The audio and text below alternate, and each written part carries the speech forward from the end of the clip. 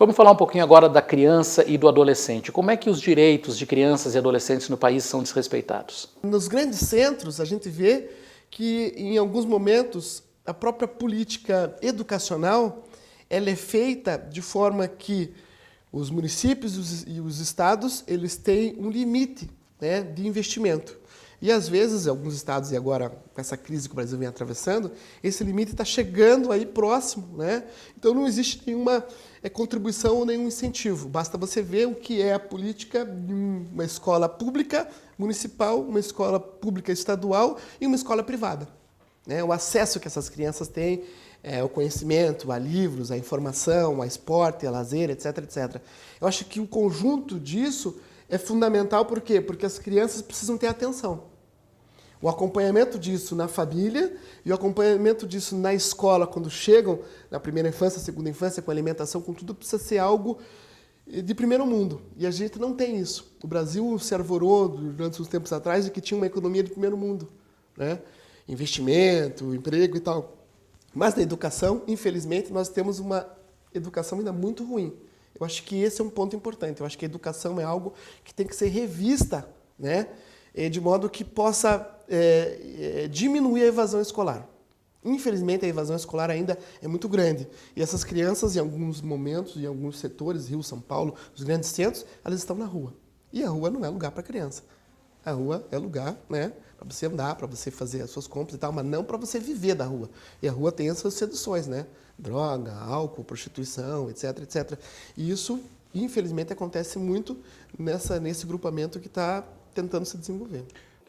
O Brasil é um país que está envelhecendo, a nossa população está chegando cada vez mais longe em termos de idade, mas isso também vai levar a um desrespeito maior dos idosos. Como é que o senhor coloca essa questão do idoso e o respeito aos direitos deles?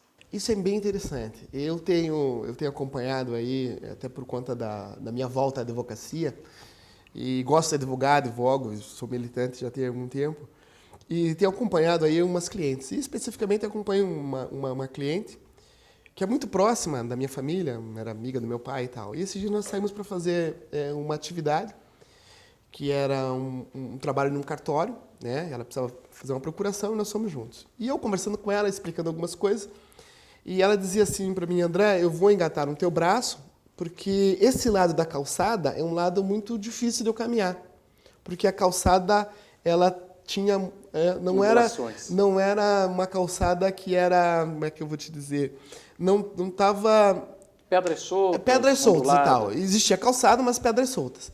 Eu disse: então deixa eu caminhar na rua aqui. Ele disse: não, tia, senhora, por favor, então, caminhe aqui do lado, e eu me dei o braço.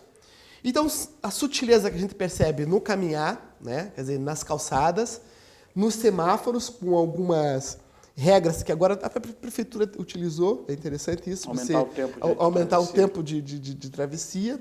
Então, são situações que há uns tempos atrás o poder público não estava enxergando isso. Mas agora, com esse aumento, como você falou, de idosos, existem alguns detalhes importantes, né? O próprio acesso dessas pessoas com rampa, né? Nós fomos a um banco nesse dia e o banco, eu percebi que algumas instituições bancárias já tinham lá um espaço reservado para as pessoas idosas colocarem bolsa, colocarem todo o seu material, etc, etc. Quer dizer, essa acomodação e esse olhar do Estado, eu digo Estado, município e algumas instituições federais, esse olhar para os idosos vai fazer com que isso se modifique lentamente ainda. Mas é importante visualizar isso. É claro que se você não tem aí um trabalho específico, você vai ter problemas para frente, né? Porque você não pode pensar em reformular todos os calçamentos de Curitiba, por exemplo. Você não pode pensar em reformular isso, mas assim, paulatinamente, isso existe, digamos assim, uma intenção de. Eu diria para você que a parceria, Erivelto, da sociedade civil com alguns órgãos do poder público é importante. A Ordem dos Advogados, da qual faço, assim, sempre é importante frisar, ela tem algumas instituições internas, de comissões internas, que têm esse olhar de como você vai ver a questão do consumidor, de como você vai ver a questão dos idosos, como você vai ver a questão, por exemplo, da igualdade racial, e isso faz com que você consiga estabelecer aí políticas públicas para você proteger esse segmento, né? A ordem também tem esse papel de fazer com que a sociedade tenha um olhar para esse tipo de grupamento, que são também um grupamento de pessoas mais frágeis, mais sensíveis e vulneráveis.